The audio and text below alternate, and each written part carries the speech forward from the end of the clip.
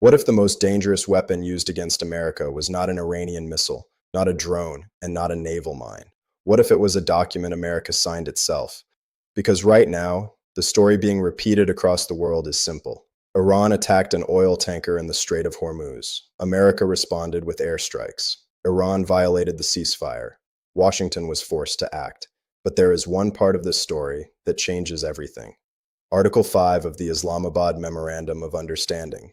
According to the wording being cited from that ceasefire agreement, Iran was assigned the task of making arrangements for the safe passage of commercial vessels between the Persian Gulf and the Sea of Oman. At first, that sounds like a normal ceasefire clause.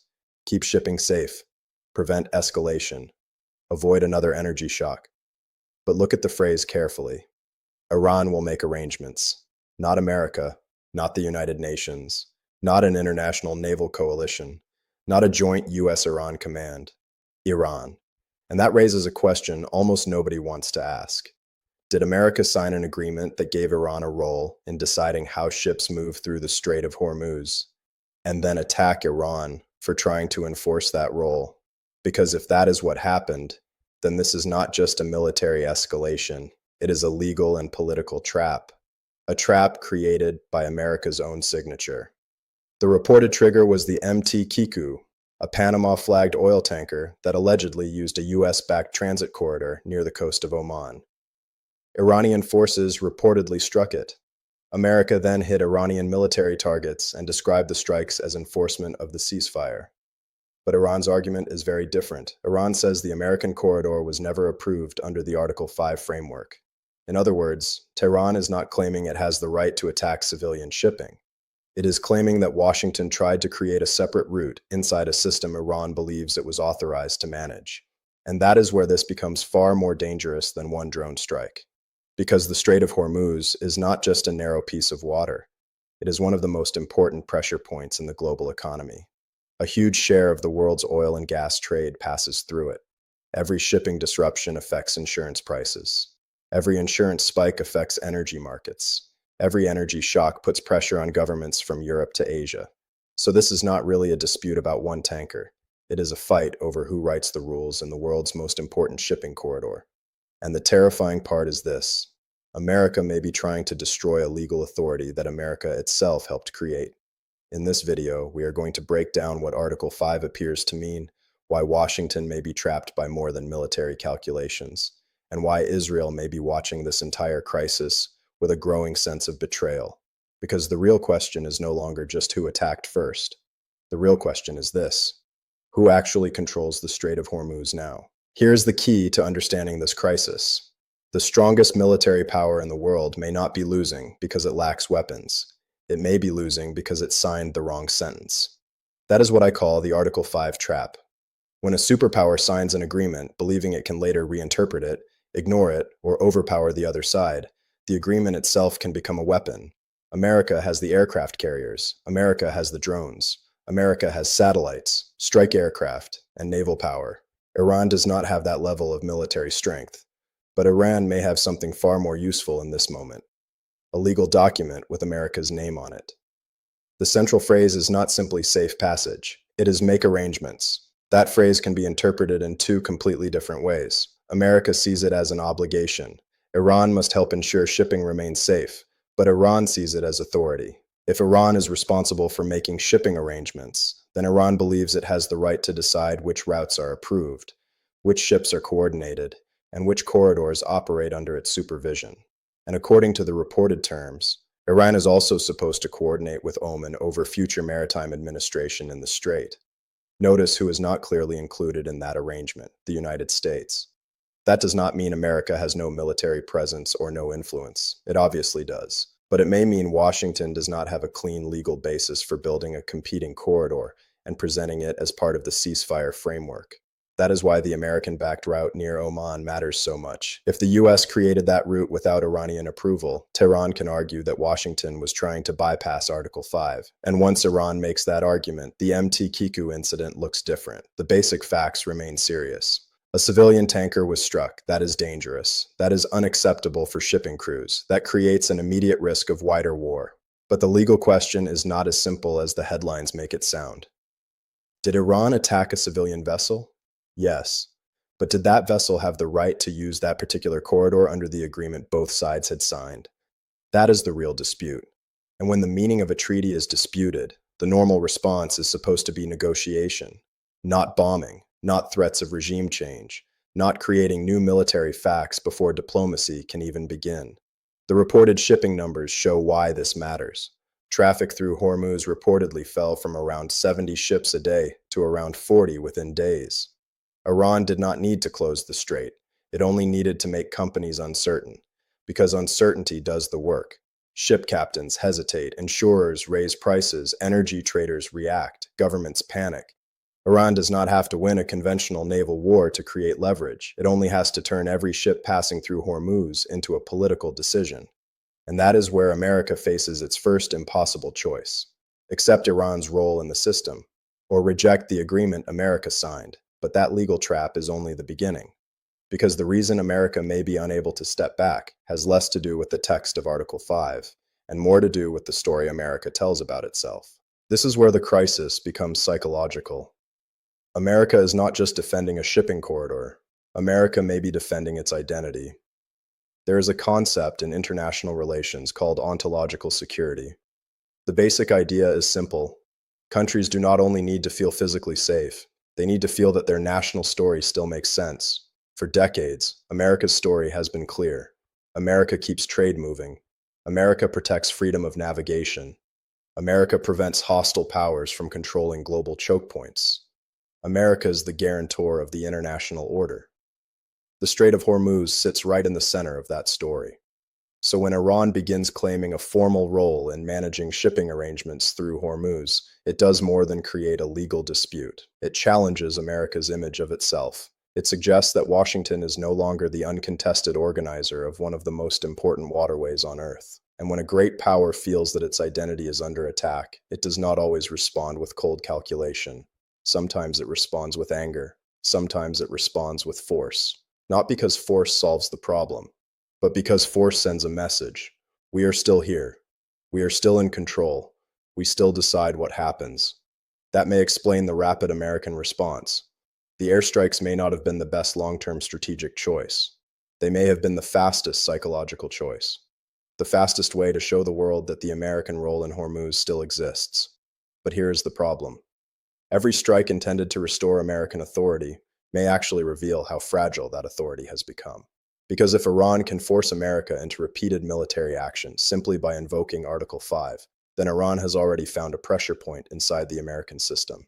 It has created a situation where Washington cannot ignore Iran, but Washington also cannot openly accept Iran's interpretation. That is a trap. And then we reach the second layer, the sunk cost problem. America has already invested too much: weapons, money, political capital, military credibility, relationships with Gulf allies, trust with Congress, public promises. Every deployment makes withdrawal harder. Every threat makes compromise harder. Every airstrike creates pressure for the next airstrike. Now imagine what it would mean politically for Washington to say, Iran has a real administrative role in the strait. We need to coordinate shipping routes with Tehran. The agreement gave Iran more leverage than we expected. No American administration wants to say that. Not after military operations, not after public threats, not after sending carrier groups into the region. So the system pushes toward escalation. Every new strike becomes an attempt to justify the previous strike. Every new warning becomes an attempt to make the old warning look credible. And every new escalation creates a new reason not to stop. That is the spiral. But this spiral is not only reshaping America's conflict with Iran, it may also be breaking the alliance that was supposed to benefit most from Iran's defeat: Israel. Now look at this from Israel's perspective. For years, the strategic assumption was clear. America would provide overwhelming military power. Israel would provide intelligence, regional reach, and operational pressure. Iran would be weakened. The balance of power in the Middle East would shift permanently. But Iran did not collapse. It took damage. It lost capabilities. Its military infrastructure came under enormous pressure. But the Iranian state survived. And when Iran survived, America needed an exit. That is where the Islamabad Agreement becomes so important.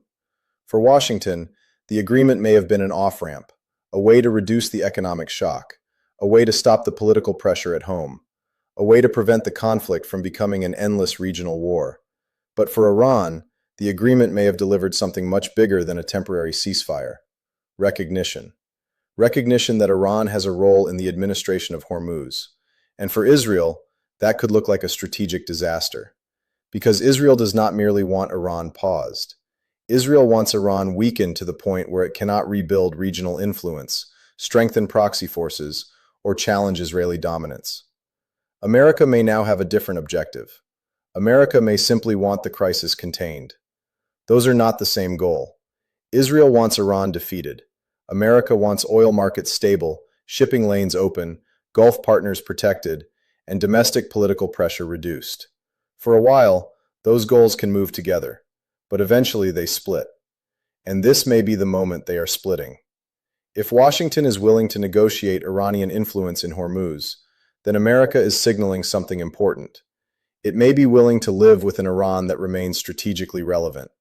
For Israel, that is not a small compromise. It is a warning. It means the U.S. may no longer be ready to pay every cost required to build the regional order Israel expected after the war.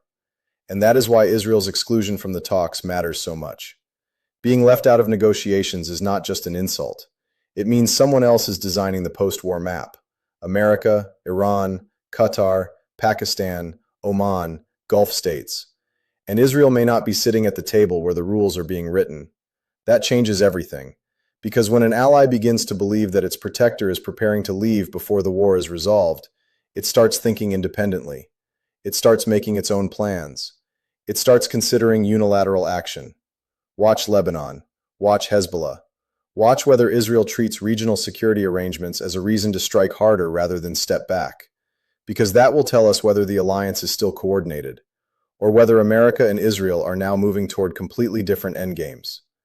And that brings us back to the strait itself, because the next ship that moves through Hormuz may reveal far more than the next airstrike. The next few days could tell us exactly how dangerous this situation has become. The first thing to watch is simple. Which corridor is the next ship using? If Iran targets another vessel moving through the American-backed route near Oman, Tehran is sending a specific message. It is saying, Article 5 is real. We believe we have authority. We are going to enforce that authority. That would mean Iran is doubling down on the legal interpretation. But if Iran targets a ship moving through a route Iran itself previously described as approved, that would be a far more dangerous signal. It would suggest that this is no longer about the memorandum. It would suggest Iran is moving beyond the ceasefire framework entirely.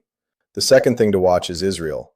Does Israel use the situation in Lebanon to expand military operations? Does it argue that security arrangements give it the right to remain, strike, or impose new conditions?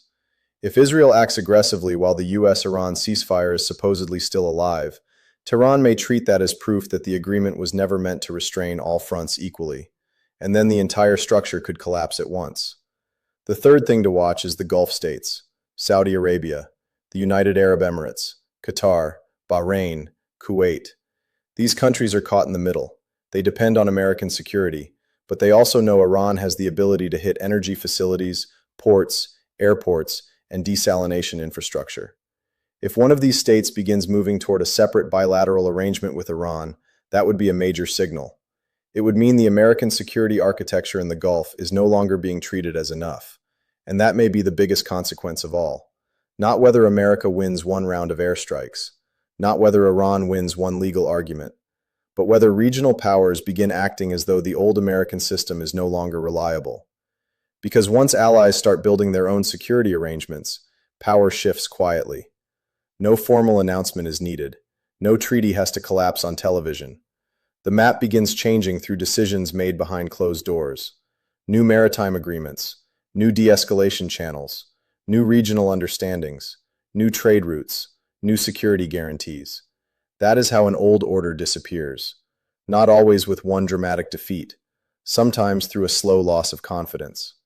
And that is why the reported drop in shipping traffic matters. 70 ships, then 54, then 40. Those are not just numbers. They are a measurement of confidence. Every ship that stays away is a signal that the old guarantees are weaker than they were yesterday. And the final question is the one no major outlet seems willing to put clearly on the screen.